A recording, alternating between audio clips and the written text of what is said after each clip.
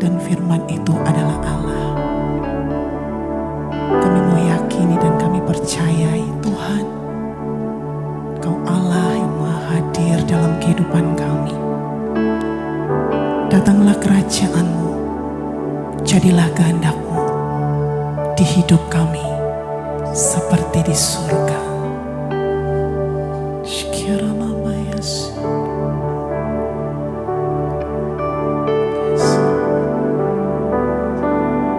Oh, come let us adore Him. Oh, come let us adore Him. Oh, come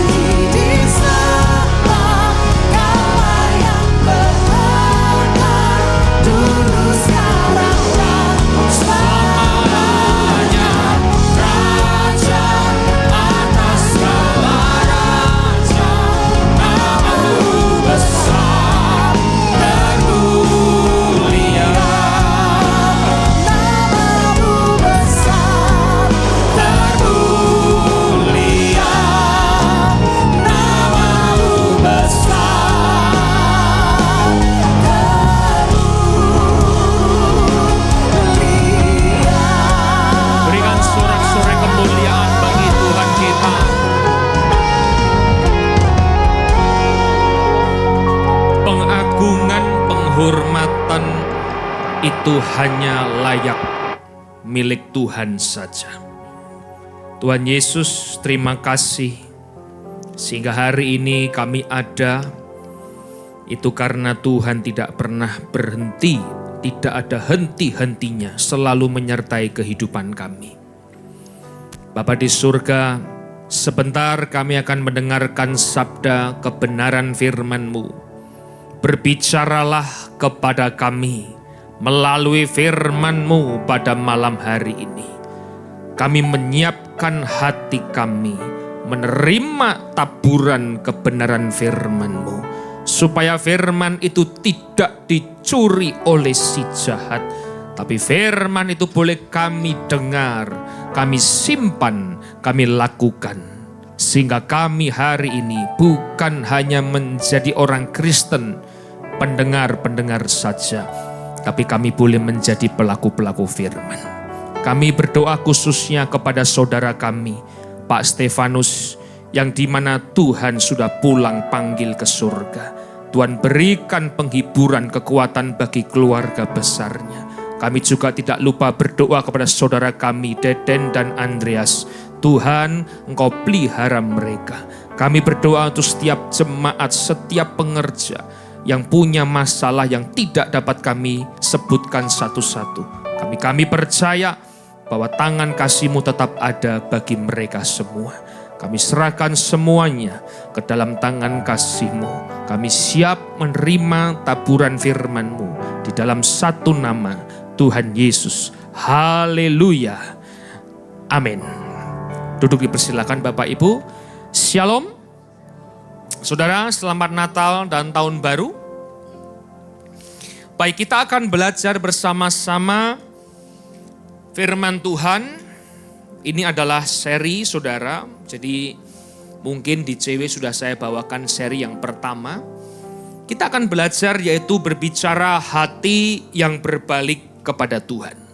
Berbicara hati manusia. Hati manusia kita tahu bahwa hati itu adalah sumber kehidupan. Sehingga hati juga kita tahu bahwa hati itu adalah tempat di mana Tuhan itu tahtanya bersemayam dalam hidup manusia. Sehingga hari ini perlu kita selidiki saudara, hati kita sebelum kita akhiri di tahun 2024 saudara, kita harus juga menyelidiki hati pribadi lepas pribadi. Karena saya angkat tema pada malam hari ini, yaitu adalah hati yang berbalik kepada Tuhan. Yang saya ambil di dalam 2 Korintus pasal yang ketiga, ayat yang ke-16 hingga yang ke-18.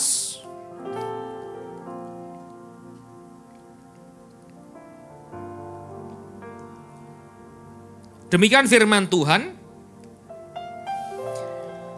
Tetapi apabila hati seorang berbalik kepada Tuhan, maka selubung itu diambil daripadanya. Sebab Tuhan adalah roh, dan di mana ada roh Allah, di situ ada kemerdekaan. Dan kita semua mencerminkan kemuliaan Tuhan dengan muka yang tidak terselubung. Dan karena kemuliaan itu datangnya dari Tuhan yang adalah roh, maka kita diubah menjadi serupa dengan gambarnya dalam kemuliaan yang semakin besar. Saudara, ini adalah perikop di mana Paulus sedang menginjil di jemaat Korintus. Dan kalau kita belajar saudara, bahwa justru jemaat Korintus adalah jemaat yang notabene adalah orang-orang yang rajin dalam melakukan hukum Taurat. Jemaat Korintus adalah jemaat yang rajin melakukan kegiatan-kegiatan rohaninya. Tapi ternyata saudara, kota Korintus adalah di mana Paulus itu merasakan bahwa penginjilan terberat Rasul Paulus itu ada di kota Korintus. Bukan di Galilea, Filipi, Galatia atau Efesus saudara, dan lain masih banyak saudara. Tapi justru Korintus yang dimana tempat itu adalah tempat sumber pelayan-pelayan Tuhan. Tempat orang yang sumbernya melayani Tuhan. Yang jemaatnya aktif melayani, aktif dalam kegiatan rohani. Justru Paulus menemukan itu adalah kota yang paling sulit untuk dia bisa menyebarkan kabar baik firman Allah. Saudara, kalau kita lihat di perikop atasnya, di ayat yang pertama saudara, itu berbicara adalah bagaimana pelayan-pelayan Tuhan di perjanjian baru. Di situ dia bicara bahwa membandingkan antara hukum Taurat dengan hukum kasih. Maka selama orang Taurat, jemaat di Korintus, ketika dia melakukan hukum Taurat tanpa disempurnakan hukum kasih, maka sampai kapanpun pelayanan mereka itu akan ada selubung dalam hatinya. Maka dia katakan, tetapi apabila hati seorang berbalik kepada Tuhan, berarti ada hati yang belum berbalik kepada Tuhan. Berarti ada hati-hati saudara yang masih terselubung.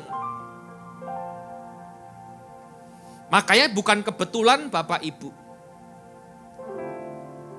2 bulan ini mendapatkan rema mengenai hati.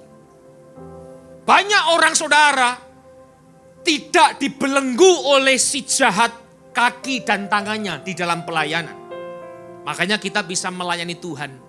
Kita bisa datang ke gereja. Si jahat tidak pernah membelenggu mulut kita.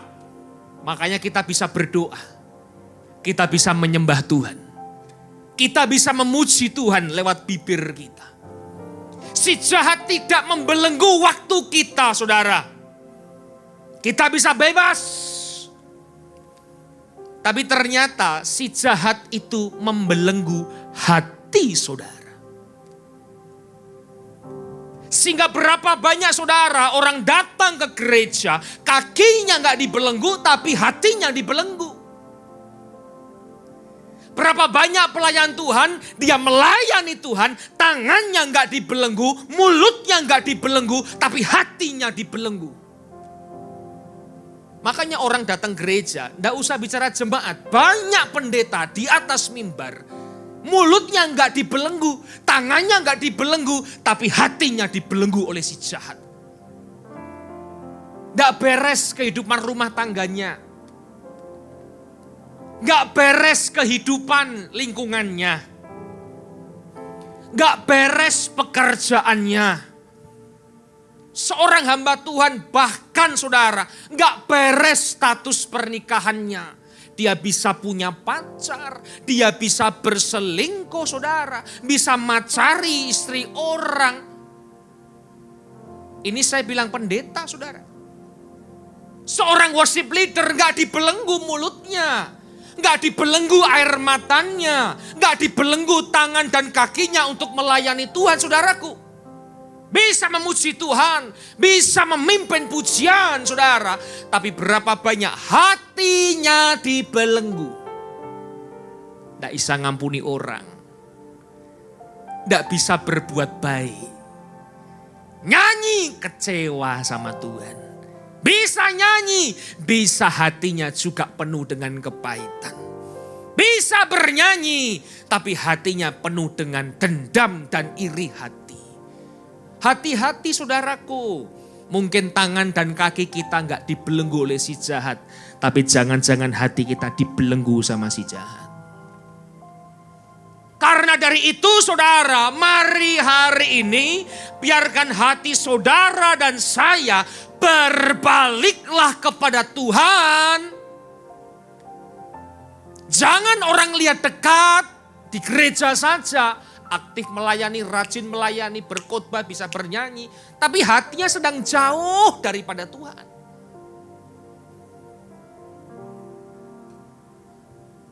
biarkan hari ini saudara kita boleh belajar. Kalau hati kita berbalik kepada Tuhan, maka dikatakan di situ ada kemerdekaan.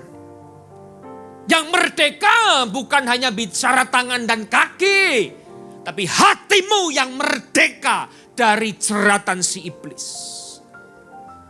Makanya saya yakin saudara, kalau pribadi lepas pribadi, hatinya berbalik kepada Tuhan, sebenarnya dia sedang melepaskan belenggu daripada si jahat.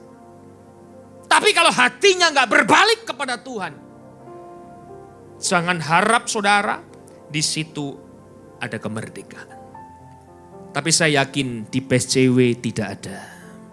Amin. Di luar sana banyak. Amin. Yang di luar datang sini semua malam hari ini. Ada 4 ciri-ciri saudara yang saya catat. 4 ciri-ciri orang yang hatinya berbalik kepada Tuhan. Yang pertama adalah orang itu akan mencerminkan kemuliaan Tuhan. Orang yang hatinya berbalik kepada Tuhan, orang yang hatinya gak dibelenggu sama si jahat, dia akan selalu mencerminkan kemuliaan Tuhan. Orang yang hatinya gak dibelenggu sama si jahat, yang berbalik kepada Tuhan, dia akan sadar bahwa semuanya itu datangnya dari Tuhan. Ini saya ambil di ayat 18. Orang yang hatinya gak dibelenggu sama si jahat, dia akan diubah serupa dengan gambarnya. Yang keempat, orang yang hatinya berbalik kepada Tuhan, dia akan selalu sadar bahwa Tuhan semakin besar, hidupnya tidak ada artinya. Nah, untuk malam hari ini poin yang ketiga kita akan belajar bersama-sama sesuai dengan tema bulanan kita saudara. Yaitu dirubah sesuai dengan gambarnya. Orang yang hatinya berbalik kepada Tuhan, dia akan dirubah sesuai dengan gambar Tuhan. Yang terambil dalam Roma pasal yang ke-8 ayat 28 sampai 30 Bapak Ibu.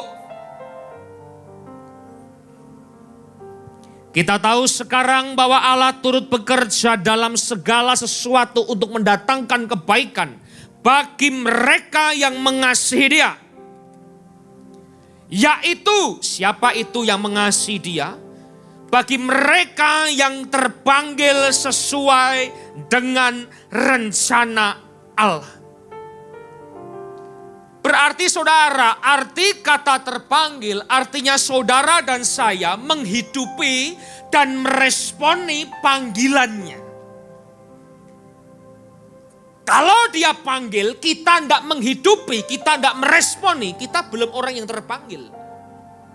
Dia panggil kita, kita datang, berarti kita adalah orang-orang yang terpanggil. Saudara, orang yang terpanggil adalah orang yang menghidupi dan meresponi apa yang menjadi panggilannya dalam hidupnya. Orang dipanggil, orang tidak mau datang, dia belum terpanggil, apalagi dipilih. Nanti akan saya bahas kata terpilih, saudara. Dipanggil saja dia tidak hadir, dipanggil saja dia tidak mau merespon, apalagi dipilih.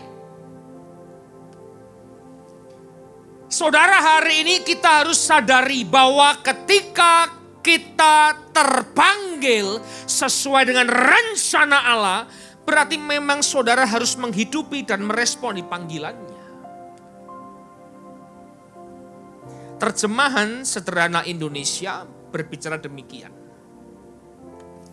Maka yakinlah bahwa di balik segala sesuatu yang kita alami, Allah bekerja mengatur semuanya itu untuk menghasilkan kebaikan bagi kita yang mengasihinya, sebab kita adalah orang-orang yang sudah Dia pilih sesuai dengan rencananya. Saudaraku, orang yang terpanggil yaitu orang yang hidup dan meresponi panggilannya di dalam rencana Tuhan adalah orang yang mengasihi Tuhan. Hari ini saudara, kata mengasihi Tuhan itu bukan berbicara lewat bibir saja. Orang yang hatinya terbelenggu oleh si jahat, kalau ditanya apakah engkau mengasihi Tuhan, jawabannya pasti bilang apa? Aku mengasihi Tuhan. Orang yang hatinya dibelenggu sama si iblis, saudara, kakinya gak dibelenggu, tangannya gak dibelenggu, mulutnya gak dibelenggu. Kalau ditanya apa jawabannya? Aku mengasihi Tuhan. Siapa dia? Petrus, lihat itu. 3 kali Tuhan bertanya, apakah engkau mengasihi aku, saudara? Bibirnya gak dibelenggu, tapi hatinya dibelenggu oleh ketakutan. Kalau kita lihat, saudaraku, orang-orang yang di dalam gereja, orang-orang yang melayani Tuhan, kalau ditanya apakah kita mengasihi Tuhan, 1000% Pak, bukan 100%, jawabannya aku mengasihi Tuhanku. Dan di sini Paulus menjabarkan orang yang mengasihi Tuhan adalah orang yang hidup dan respon di dalam panggilannya. Nah, kalau kita dipanggil Tuhan untuk menjadi contohlah pelayan Tuhan. Kita dipanggil Tuhan untuk rajin datang gereja. Kita dipanggil Tuhan untuk bisa datang untuk melayani Tuhan. Saudara tidak mau datang, tidak mau rajin beribadah. Bagaimana dia bisa dikatakan orang yang mengasihi Tuhan?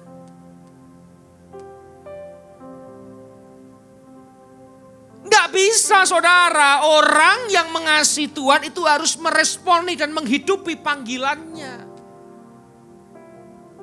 Apakah seperti saya, seorang hamba Tuhan, seperti WL yang tadi berjas merah, saudara, pemusik ini dikatakan kategori orang-orang yang mengasihi Tuhan? Belum tentu. Jangan-jangan pelayan mimbar tidak mengasihi Tuhan, jemaat yang duduk, yang dengar firman, tidak melayani, justru dia mengasihi Tuhan lebih daripada saya dan pelayan Tuhan. Ukuran mengasihi Tuhan bukan lewat pelayananmu. Ukuran mengasihi Tuhan ketika hatimu hidup dan meresponi panggilannya, itu kita mengasihi Tuhan. Makanya melayani jangan minder, saudaraku. Yang pelayanan jangan bikin malu panggung yang suci ini, saudaraku. Saya ulang-ulang katakan, ini kan panggung yang kudus. Jangan engkau hiasi dengan panggung sandiwara hidupmu. Ketika mungkin seorang kita bisa khotbah di atas mimbar, istri anaknya di belakang sana, saudara, dia bilang begini, lihat badut lagi dongeng itu. Dia jago di atas mimbar, dia bisa mengolah kata-katanya, dia bisa mengolah firmannya, saudara. Tapi maaf, di rumah tangga dia bukan jago. Jangan sampai WL mimpin di atas pujian, suaminya di belakang dia bilang begini, Sri Mulat dia. Jangan sampai anak muda di atas mimbar, saudaraku, di jemaat orang tuanya bilang begini, lihatan anakmu mah, lihatan anakmu pak. Jago dia di mimbar, tapi di rumah tangga payah banget. Maka satu pertanyaan pada sore hari ini, saudaraku, apakah kita sudah mengasihi Tuhan? Kalau hanya rajin ke gereja, itu bukan tolak ukur kita mengasihi Tuhan. Kalau hanya bisa melayani Tuhan saja, itu belum tolak ukur kita mengasihi Tuhan. Kalau hidupnya tidak sesuai dengan apa yang Tuhan panggil, dia belum mengasihi Tuhan. Ini ngeri loh, saudaraku. Berapa banyak pelayan Tuhan, hatinya dibelenggu sama si jahat. Tidak bisa ngampuni orang, tidak bisa berbuat baik, penuh dengan dendam. Di atas panggung yang kudus kita main dengan panggung sandiwara. Itu belum mengasihi Tuhan, Bapak Ibu. Satu lagu bilang begini, tolong kunci F, Pak. Well, bantu saya. Aku mengasihi, apa saudara?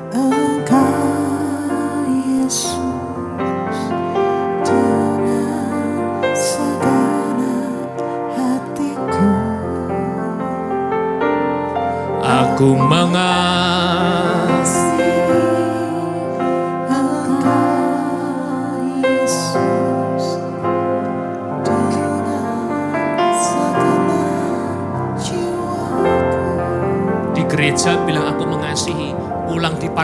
turun cewek, serobot marah dia sama orang. Di gereja bilang aku mengasihi Tuhan, pulang dia pukul istrinya. Tapi sekarang banyak istri malah pulang pukul suaminya. Ya, tertawa paling kenceng nih. Bukan pukul istri, sekarang istri banyak pukul suami. Saudara di gereja bilang aku mengasihi Tuhan, apa?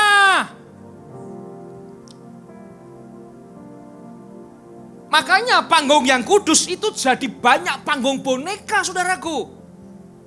Kita cemari dengan panggung boneka hidup kita. Apa itu orang-orang mengasihi Tuhan? Di gereja, ku renungkan firman-Mu siang dan malam, ku pegang perintah-Mu dan ku lakukan. Besok Senin tagihan gak dibayar toh?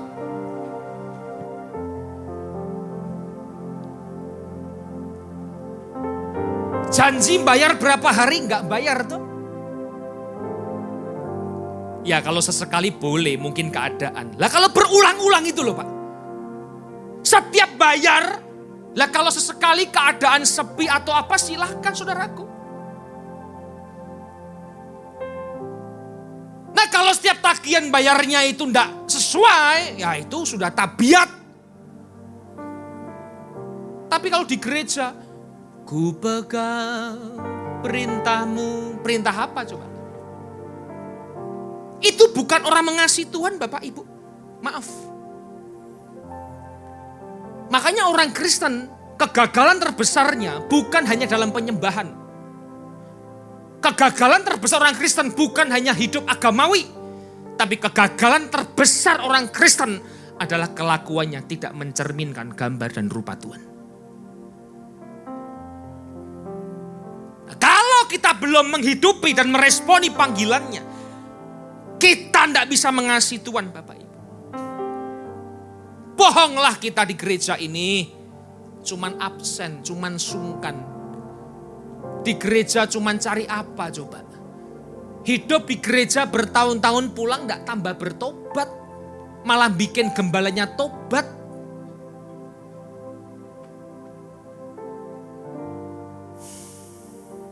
Matius 22 ayat 14 bilang begini. Sebab banyak yang dipanggil, tetapi sedikit yang apa saudara? Dipilih. Saudara tahap dipanggil saja belum bisa loh. Kok mau dipilih sama Tuhan? Wah berat sekali orang Kristen, tapi itulah kelas kita Bapak Ibu. Kita bukan hanya sekedar agama. Kristen bukan agama, Kristen kehidupan. Kita ini kan semua lagi beragama. Contoh. WL naik, 1 lagu lambat, 2 lagu cepat, 1 lagu lambat. Pendeta naik khotbah 40 menit, pendeta turun khotbah, doa berkat, jemaat dipersilahkan pulang. Itu kan agamawi semua yang kita kerjakan itu. Nah Kristen bukan agamawi. Dekapkan tanganmu di dada. Kristen bukan sekedar itu saudara. Kristen itu kehidupan. Bukan cuman agama. Bagi saya, kalau hanya doa, puji-pujian, dengar firman, pulang, hidupnya enggak sesuai, itu bukan Kristen. Itu bagi saya. Melayani, khotbah, bisa WL, bisa singer. Kalau pulang, dia tidak ada kehidupan sesuai dengan firman Allah. Itu bukan pelayan Tuhan. Banyak yang dipanggil, sedikit yang dipilih. Saudara, wah ini susahnya bukan main. Banyak cerita di Alkitab orang yang disaring dari panggilan menjadi pilihan. Banyak cerita itu. Coba hari ini, saudara dipanggil saja belum tentu bisa, apalagi dipilih sama Tuhan. Makanya saudara, kita harus sungguh-sungguh ini. Kita teruskan dulu ayat 29. Nah, di 28 tadi orang yang terpanggil sesuai dengan rencananya saudara. Di ayat 29 dikatakan apa saudaraku? Sebab semua orang yang dipilihnya dari semula, mereka juga ditentukannya dari semula untuk menjadi serupa dengan gambaran anaknya. Supaya ia, anaknya itu, Yesus Kristus itu menjadi yang sulung di antara banyak saudara. Saudara, kita setelah dipanggil, kita masuk fase dalam pemanggilan, kita ini fase pemilihan. Dan orang Kristen itu harus bersyukur. Kenapa? Lihat baik-baik. Kita dikatakan dipanggil dari semula, kita dipilih dari semula, kita ditentukan dari semula. Betapa bersyukurnya hidup orang percaya. Kalau sampai kita itu dipilih dari semula sama Tuhan. Saudara menjaga hati saudara. Kita menjaga hati kita, enggak dibelenggu. Harusnya betapa bersyukurnya hidup orang percaya. Buktinya apa? Saudara, terlalu banyaklah kebaikan Tuhan yang kita rasakan. Awal tahun kita takut saudaraku. Tapi nyatanya kita sampai di akhir tahun tuh. Walaupun tersyok-syok. Walaupun setengah mati tetap bisa. Kenapa? Karena saudara sudah dipilih dari semula. Makanya harus bersyukur hidup ini Bapak Ibu. Betapa bersyukurnya hidup orang yang percaya kepadanya. Karena saudara dan saya sudah dipilihnya dari semula. Lalu lantas apa yang kita harus kerjakan? Kalau saudara sudah dipanggil, saudara masuk fase dalam pemilihan, dalam saringan, menunjukkan hati yang gak dibelenggu, menunjukkan hati yang berbalik kepada Tuhan, lantas apa yang harus kita kerjakan gitu. Atau hanya duduk diem, manis, datang gereja, AC-nya dingin, luar biasa. Terus gak ngapa-ngapain. Apa yang harus kita perbuat Bapak Ibu ketika Anda dan saya sudah dipanggil, sudah dipilih? Alkitab mencatat, kalau hati kita berbalik kepada Tuhan, hanya satu saja. Saudara harus hidup serupa dengan gambarnya. Engkau harus hidup serupa dengan gambarnya. Nah sekarang tengok kanan kiri, khususnya yang suami istri, kira-kira pasanganmu gambarnya siapa dulu?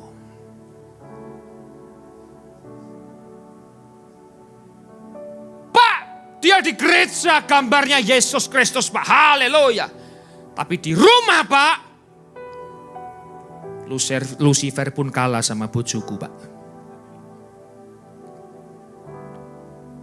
Gambar siapakah kita hari ini saudaraku, ketika engkau hidup, ketika kita melayani, ketika kita berumah tangga, ketika kita bergereja, kita bekerja, gambar siapa yang kita sedang gambarkan? Sudahkah kita hidup serupa dengan gambarnya?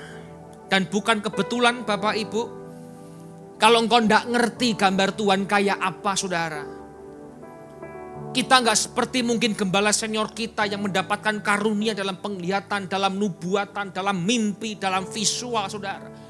Beliau bisa melihat Yesus, kita belum bisa melihat Yesus. Tapi gereja ini bukan kebetulan. Gereja ini mengajarkan serupa dengan gambarnya, artinya mega project karakter Kristus. Saya nggak pernah malu, saya nggak pernah minder, saya nggak pernah kecil hati. Kalau orang bertanya, gereja apa? Apa yang kau tonjolkan di gerejamu? Selalu saya bilang, mega project karakter Kristus. Saya bangga dengan gereja saya bangga dengan pengajaran yang Tuhan titipkan lewat gereja ini, saudaraku. Tapi kelihatannya Bapak Ibu muka-muka gak bangga semua ini. Nah, ada berapa? 28. Ini bukan cuma tulisan. Ya minimal enggak 28, minimal 1 saja sudah hebat. Apalagi yang bisa tiap hari ingat, saudaraku. Gak pernah saya itu minder atau enggak pernah bilang sama teman-teman. Dan ini adalah proyek terbesar yang selalu saya sampaikan kepada teman-teman saya.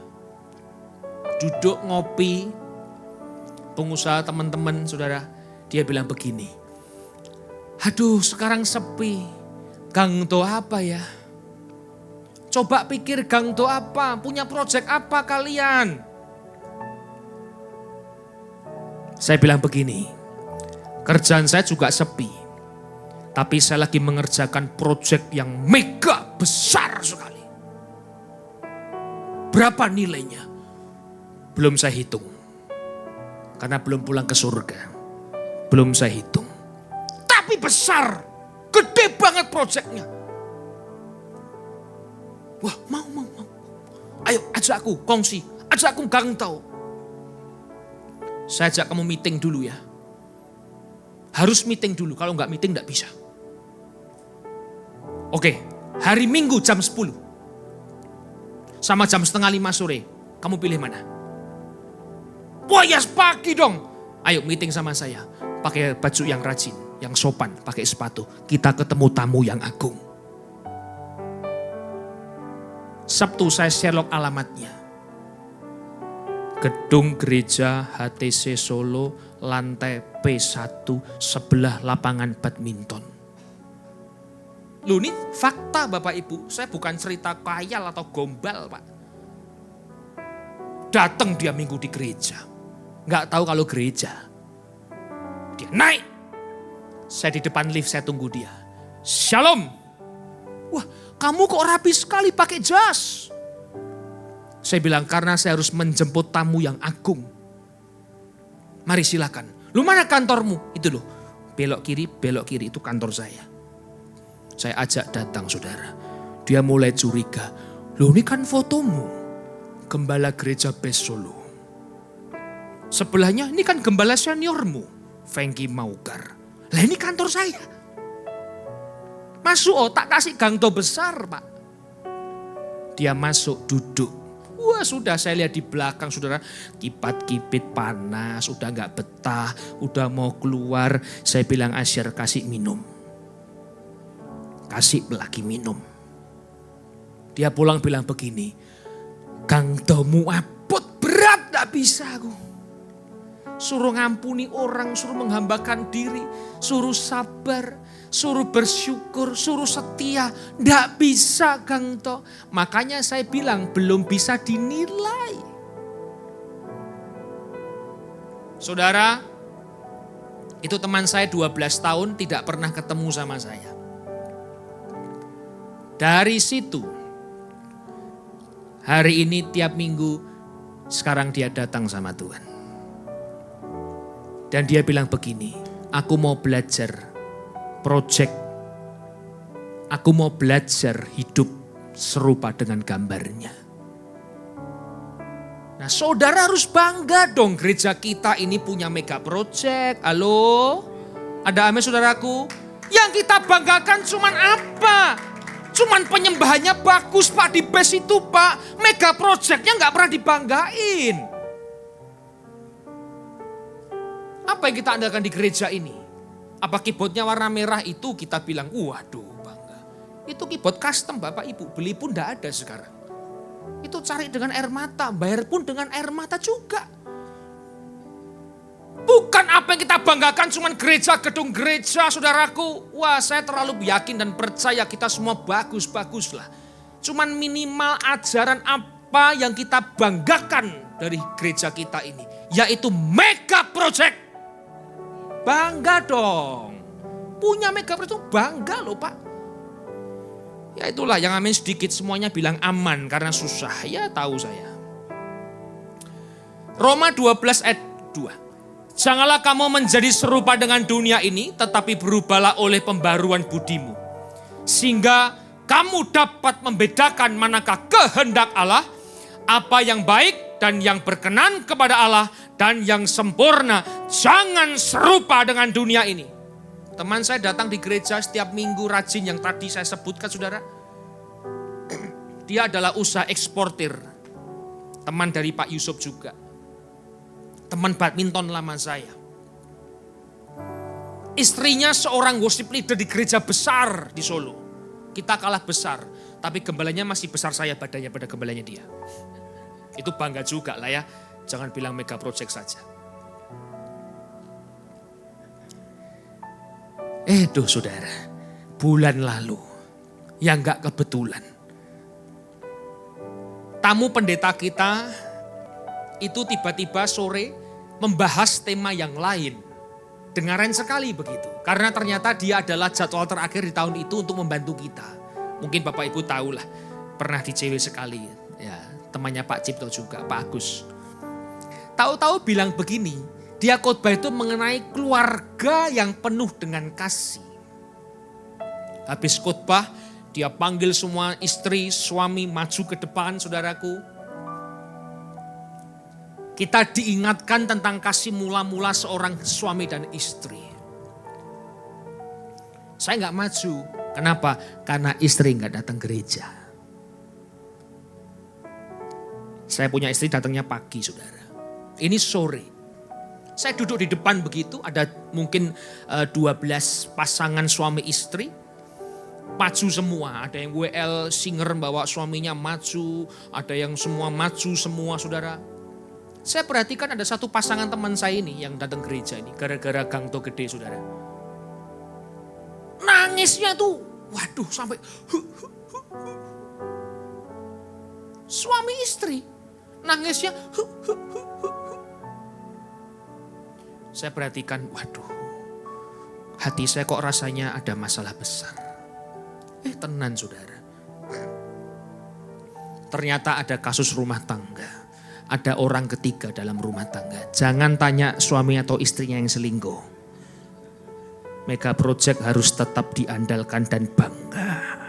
Jangan cuma tanya terus, pengen tahu terus. Itu engkau banggakan kah tentang gereja BS?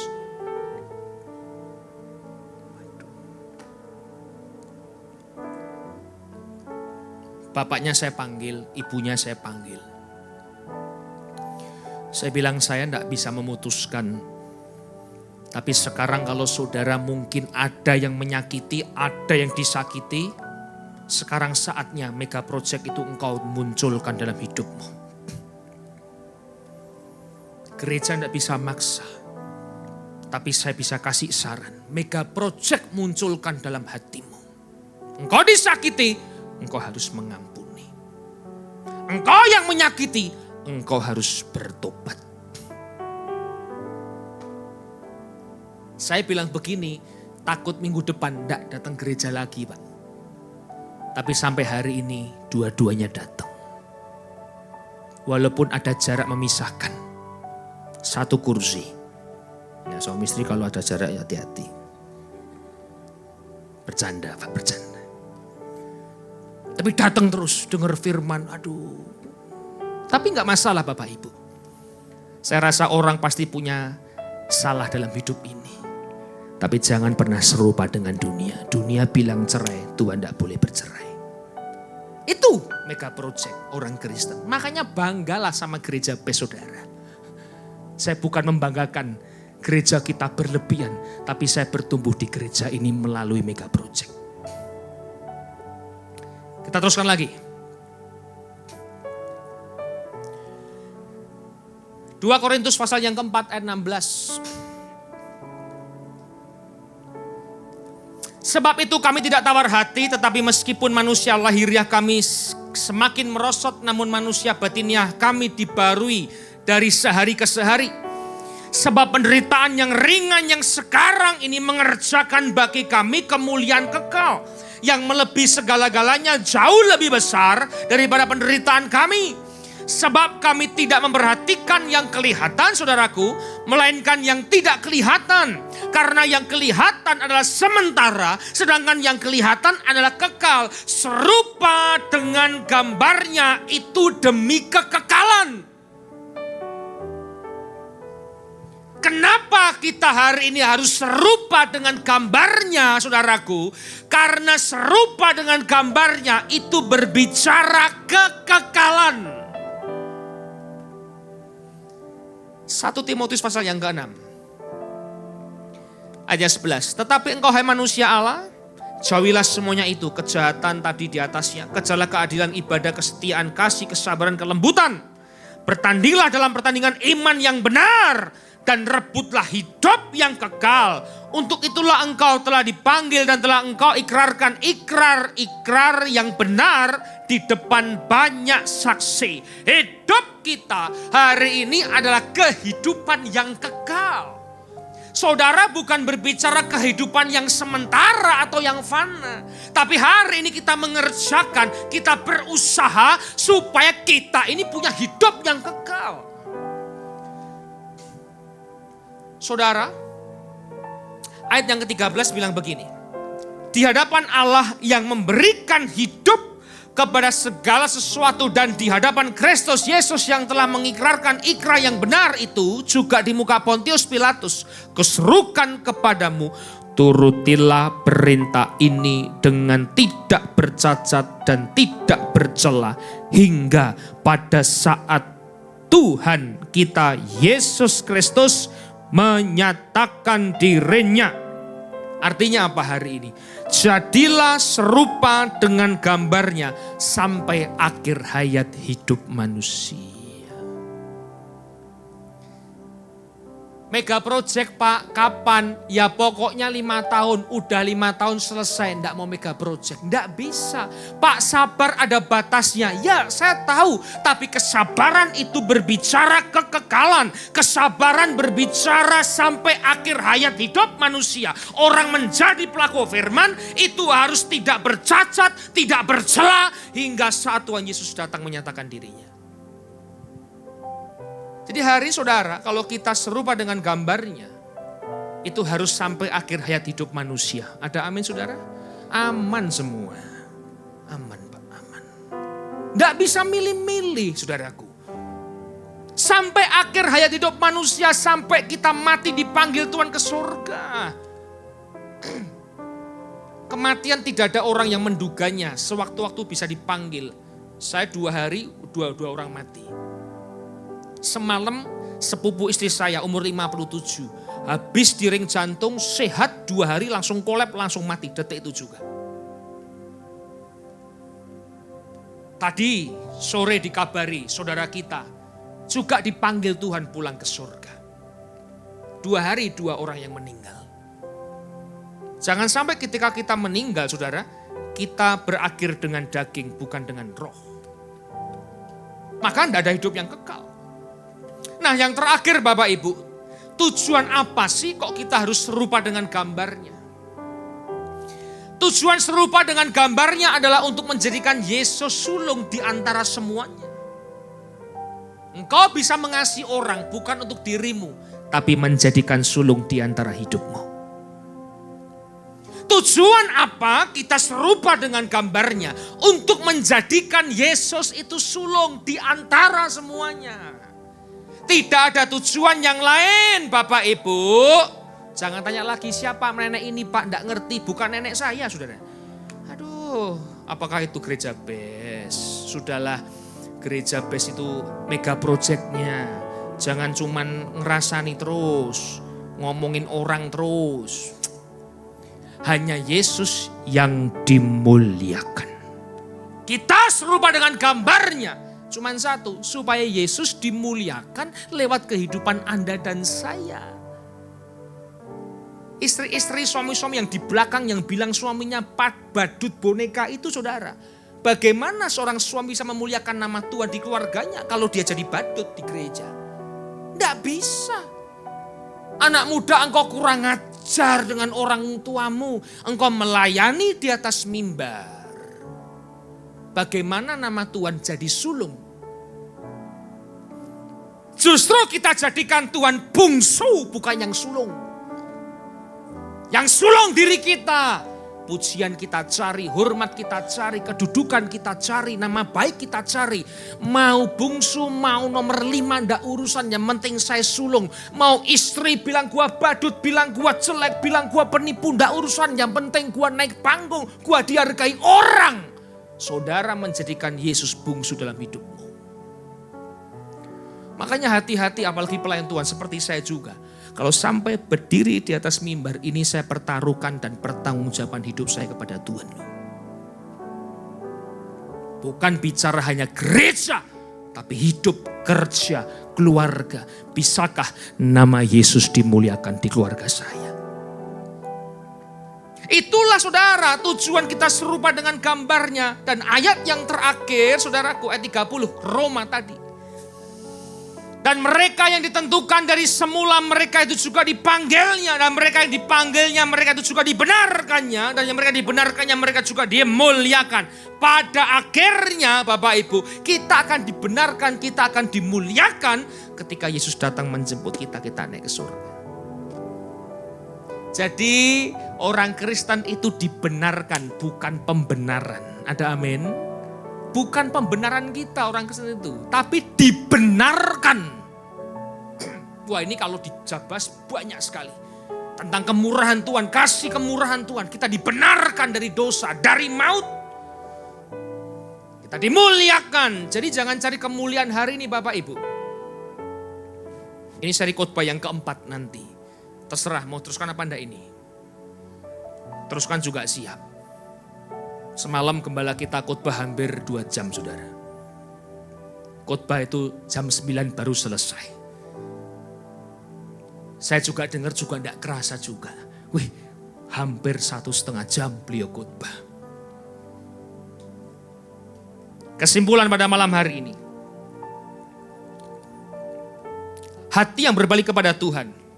Dia terpanggil, menghidupi dan meresponi panggilannya. Disebut orang yang mengasihi Tuhan. Kalau orang itu mengasihi, meresponi, menghidupi panggilannya. Itu mengasihi Tuhan. Apakah kita sudah mengasihi Tuhan? Banyak dipanggil, sedikit yang dipilih. Hidup harus serupa dengan gambarnya. Itu kata Roma pasal yang ke-8. Yaitu mega project karakter Kristus, itulah kebanggaan gereja kita. Banggalah kalau kita punya mega project karakter Kristus. Jangan pernah serupa dengan dunia. Kita mengerjakan itu supaya ada hidup yang kekal.